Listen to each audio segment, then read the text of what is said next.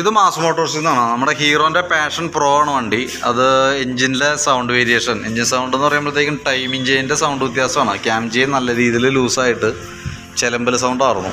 അപ്പോൾ അത് ക്ലിയർ ചെയ്യാൻ വേണ്ടിയിട്ട് നമ്മൾ അയച്ചേക്കണം കേട്ടോ. അപ്പോൾ നിലവിൽ നല്ല രീതിയിൽ ഓല വലിഞ്ഞ് പോയിട്ടുണ്ട്. അതേപോലെ തന്നെ കൂട്ടത്തിൽ കൂടെ നമുക്ക് ചെയ്യേണ്ടി വന്നതെന്ന് വെച്ചാൽ പുഷ് റോഡ് അതിൻ്റെ ഈ റബ്ബറുകളൊക്കെ നമ്മൾ ചേഞ്ച് ചെയ്ത് ഇടണം. കാരണം ഇതിൻ്റെയൊക്കെ ഇവിടത്തെയൊക്കെ പല്ലൊക്കെ നോക്കുമ്പോൾ ഓരോ ഭാഗത്തെ പല്ലൊക്കെ പോയിട്ടുണ്ട്. ഈ സൈഡൊക്കെ ഉണ്ട്, പക്ഷേ ഈ ഭാഗമൊക്കെ 1-2 സ്ഥലത്തൊക്കെ പോയേക്കാം. അതേപോലെ പുഷ് റോഡ്.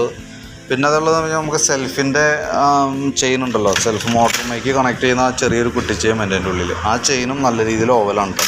അതായത് നല്ല രീതിയിൽ ലൂസായേക്കാം. അപ്പോൾ അത് നല്ല പ്ലേ കാണിക്കുന്നുണ്ട്. കാര്യം അത് സെൽഫ് വർക്ക് ചെയ്യുമ്പോൾ മാത്രമാണ് അത് അതിന് റോളുള്ളെങ്കിൽ കൂടി കൂട്ടത്തിൽ നമുക്കത് മാറ്റിയിടണം നല്ലത്. അതിന് വലിയ കോസ്റ്റ്ലി ഒന്നും അല്ല. ഒരു 100-100-120 അടുത്ത് വരുള്ളൂ അതിൻ്റെ പാഡും ചെയിനും കൂടിയിട്ട്. അതേപോലെ തന്നെ നമുക്കതിൻ്റെ നമുക്കതിൻ്റെ എഞ്ചിൻ ഓയിലും കൂടി നമുക്ക് കൂട്ടത്തിൽ മാറ്റി വിടേണ്ടി വരും. ഓയിൽ അത്യാവശ്യം നല്ല രീതിയിൽ ഇതായിട്ടുണ്ട്. പിന്നെ എന്ന് വെച്ചാൽ ചെയിനൊക്കെ ഒന്ന് ടൈറ്റ് ചെയ്യുക, അത്യാവശ്യം വേണ്ട വർക്കുകളാണ് നമ്മൾ കൂട്ടത്തിൽ ചെയ്യണം. ഫ്രണ്ട് ഫോർക്കൊക്കെ നല്ല രീതിയിൽ ലീക്കാണ്. കാരണം ഫോർക്കിൻ്റെ പൈപ്പൊക്കെ ഡാമേജാണ്. നിലവിൽ ആ കംപ്ലയിൻ്റ് ഒന്നും പറഞ്ഞിട്ടില്ല. എന്നാൽ പോലും നമ്മൾ പ്രത്യക്ഷത്തിൽ കണ്ടപ്പോൾ അത് പറഞ്ഞു എന്നുള്ളൂ കേട്ടോ. നിലവിലുള്ള പ്രശ്നം എഞ്ചിനുമായി ബന്ധപ്പെട്ട സൗണ്ടാണ് പറഞ്ഞേക്കണത്, ടൈമിംഗ് ചെയിൻ്റെ സൗണ്ട്. അത് മാറ്റാൻ വേണ്ടി നമ്മൾ അയച്ചിട്ടുണ്ട് കേട്ടോ. അപ്പോൾ ഞാൻ അതിൻ്റെ ഏകദേശം ഒരു എസ്റ്റിമേറ്റും കൂടി നോക്കിയിട്ട് അതിൻ്റെ ഡീറ്റെയിൽസും കൂടി ഒന്ന് വാട്സാപ്പിലേക്ക് സെൻഡ് ചെയ്ത് തരാം. എഞ്ചിൻ ഓയിൽ മാറണം, ടൈമിംഗ് ചെയിൻ, അതിൻ്റെ വീലുകൾ, ഇവൻ്റെ ഈ സൈഡിൽ വന്ന ഓറിങ്, ഓയിൽ സീൽ, ആ റബ്ബറിൻ്റെ അതൊക്കെ വൺ ടൈം യൂസിങ് ആണ്, ഒരു പ്രാവശ്യം ഉപയോഗിക്കാൻ പറ്റുള്ളൂ. അപ്പോൾ അതും കൂടി കൂട്ടത്തിക്കിട്ട് നമ്മൾ ക്ലിയർ ചെയ്ത് വിടണമുണ്ട് കേട്ടോ. അപ്പോൾ അതിൻ്റെ ഡീറ്റെയിൽസ് ഞാൻ വാട്സാപ്പിലേക്ക് സെൻഡ് ചെയ്ത് തരാം.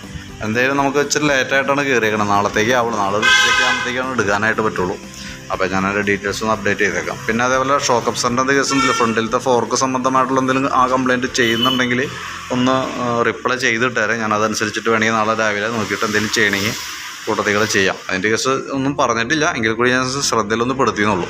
പിന്നെ ചെയിന്, ബ്രേക്ക് അതിനോടനുബന്ധിച്ച് അത്യാവശ്യം ചെക്കപ്പും കൂടി കൂട്ടത്തികൾ, ഒരു മൈനർ ചെക്കപ്പായിട്ട് അതും കൂടി കൂട്ടത്തിൽ നമുക്കൊന്ന് ചെയ്തു പോകും. അപ്പോൾ ഞാൻ അതിൻ്റെ നിലവിൽ നമ്മൾ പ്രതീക്ഷിക്കുന്ന ഒരു എസ്റ്റിമേറ്റ് എമൗണ്ടും കൂടി അതിൻ്റെ ഡീറ്റെയിൽസ് വാട്സാപ്പിലേക്ക് സെൻഡ് ചെയ്തിട്ടേക്കാം കേട്ടോ. നോക്കിയിട്ടൊന്ന് റിപ്ലൈ ഇട്ടാൽ മതി. വണ്ടി എന്തെങ്കിലും നാളത്തേക്ക് ആവുള്ളൂ. കാരണം ഇച്ചിരി എഞ്ചിനുമായി ആ ഭാഗം അയച്ചതുകൊണ്ട് തന്നെ ഒരല്പം ഡിലേ ഉണ്ട്. ഒരല്പം വൈകിയാണ് കയറിയേക്കണത്. കാരണം വണ്ടികളൊക്കെ എല്ലാം തന്നെ ബുക്കിങ്ങിലാണ് തന്നെ. അപ്പോൾ നമ്മൾ അതിൻ്റെ ഗ്യാപ്പ് അനുസരിച്ചിട്ടാണ് കയറ്റാൻ പറ്റുള്ളൂ. പ്രയോറിറ്റി ഫസ്റ്റ് ബുക്ക് ചെയ്യുന്ന വണ്ടികളുടെ ആ ഒരു ഗ്യാപ്പ് നോക്കിയിട്ടാണ് അതിൻ്റെ അനുസരിച്ച് നമ്മൾ കയറണത്. അപ്പോൾ അതുകൊണ്ടാണ് ഡിലേ വന്നതിൻ്റെ കേസ് കേട്ടോ. അപ്പോൾ ഡീറ്റെയിൽസ് ഞാൻ ഇട്ടുന്നുള്ളൂ. എസ്റ്റിമേറ്റ് കൂടി വാട്സാപ്പിലേക്ക് ഇട്ടേക്കാം. ഒന്ന് റിപ്ലൈ ഇട്ട് വെച്ചാൽ ഓക്കെ.